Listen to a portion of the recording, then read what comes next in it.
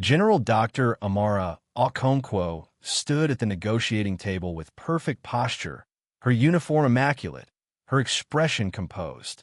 Behind her stood representatives from 17 human colonies. Across from her sat the magisters of the Galactic Empire, beings that had ruled this sector for 10,000 years. They were discussing the renewal of the Peace of Kepler, the 900-year-old treaty that had kept humanity confined to its 17 colonies while the Empire expanded unchecked. The treaty was archaic, unjust, and humanity had finally decided to renegotiate. The terms are unacceptable, Okonkwo said calmly.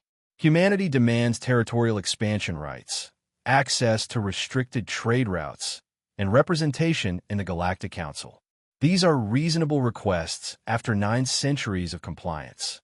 The lead magister, an ancient being named Velthak, studied her with something approaching curiosity. "You dare make demands of the Galactic Empire?" Velthak's voice carried the weight of millennia. "Your species has been granted the privilege of existence within our borders. You should be grateful." "We are grateful," Okonkwo replied.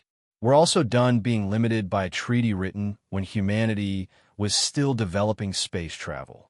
Times change. Species evolve. We deserve better terms." Veltok stood.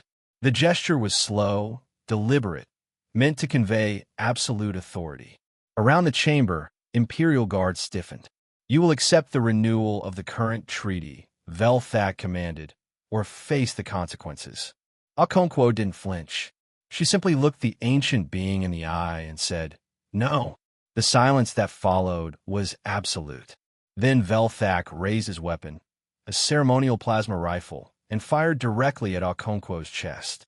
The blast was impossibly fast, designed to kill instantly. Her security detail had no time to react. General Amara Okonkwo fell.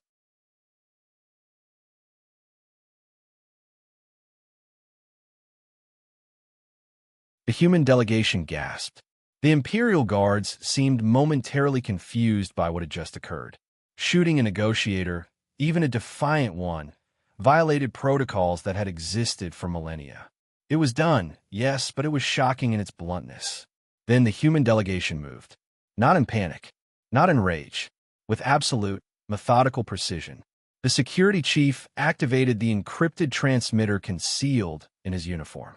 3 words: "The general is dead." Across the galaxy, in 17 human colonies and in the thousands of hidden human installations scattered throughout Imperial space, the same message was received simultaneously. Protocol Vengeance activated. Every human cell within the Galactic Empire moved at once. Not in disorganized rebellion, but in perfect coordination. Hidden weapons depots revealed themselves. Dormant military installations activated. The 3 million humans distributed across Imperial territory rose up with the precision of a choreographed dance. On Kepler Prime, the colony closest to the Imperial capital, human forces seized the orbital shipyards. On Prometheus Station, they disabled the communications relays.